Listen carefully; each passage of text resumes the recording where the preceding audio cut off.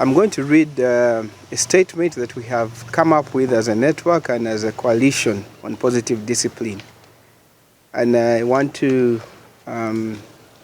mention also really to appreciate the panelists for the insights that they have given that really speak to the issue holistically. With your permission, moderator, I wanted to just add two things. Sure, go ahead. One is that evidence does not lie. Sure. As a country, one of the challenges we are suffering from with regards to education is a high school dropout rate.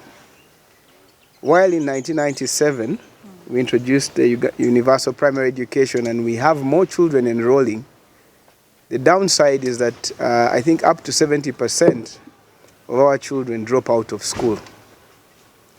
And when you look at the transition to secondary school, I think only about 25% of children make it to secondary school, meaning that in primary school, if 10 children enrolled in primary 1, only 3 actually finish in primary 7.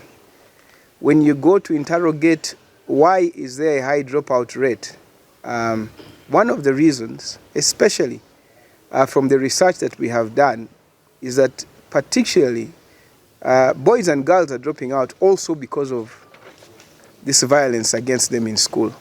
Many cannot continue because the teacher has made their lives impossible. Some of them have been beaten and the fear to go to school has made them drop out. So there is a very tangible consequence. And as a country, interestingly, this dropout rate is one of the highest, if not the highest in sub-Saharan Africa, which is telling. The other thing is that when you look again into our families, and I think the panelists spoke about it, we also have one of the highest levels of domestic violence. And I think my panelists on my right mentioned it, that in our families we are also struggling because the only thing we know and that we were trained to do was to use violence as a means of conflict resolution. So that is also a consequence and long term.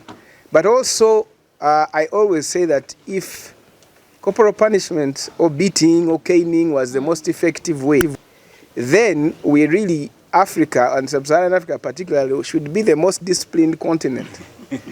But the truth is that we see it every day, and there is no correlation between what we went through and the adults that we have become.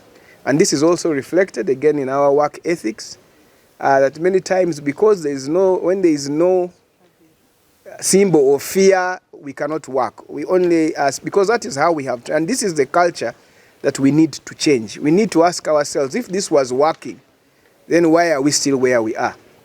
I even want to add that even the problems that we face, like high levels of corruption in this country, are also a result of this, because when you have access to resources and there is nobody to be able to threaten you not to touch them, you will touch them. And so we have to reorient ourselves. I'll go into reading the statement.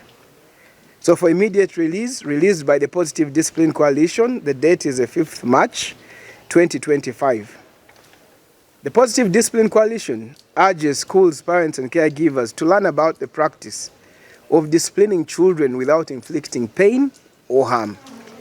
The use of punitive disciplinary methods like beating, verbal insults, shame, etc.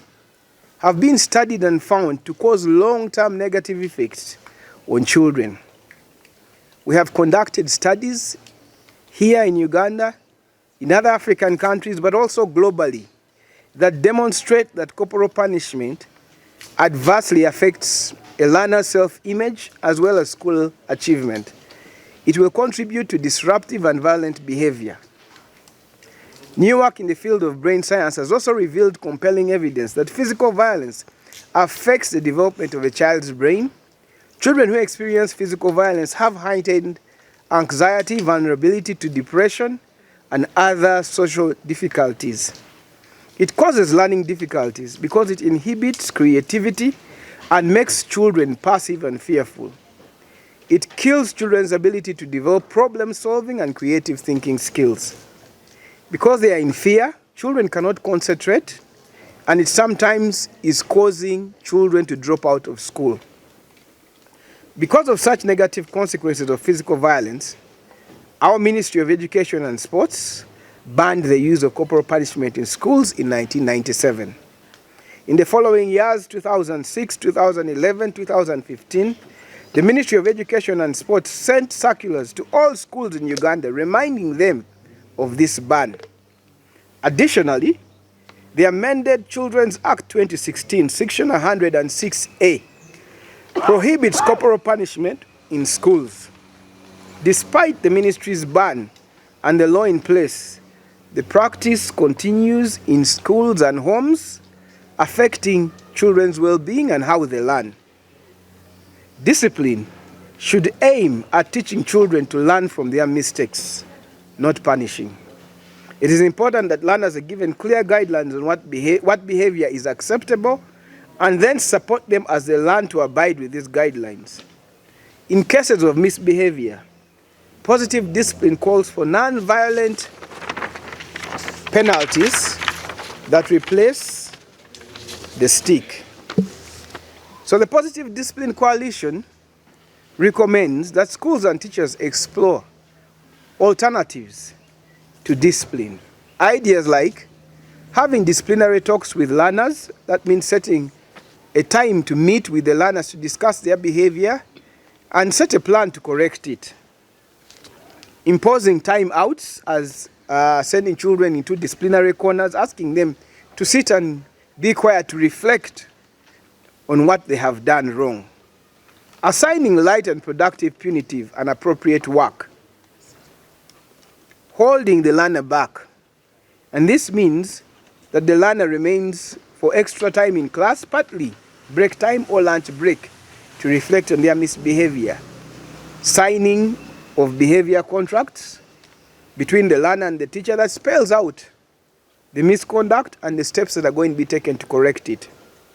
But also consider things like making or writing a public apology, so that they are able to understand that what they did was wrong, but are also able to reflect on the consequences of their actions. These, among others, are the recommendations that we make. We are committed to working with the Ministry of Education and Sports and other educationalists to make positive discipline popular in schools and among parents.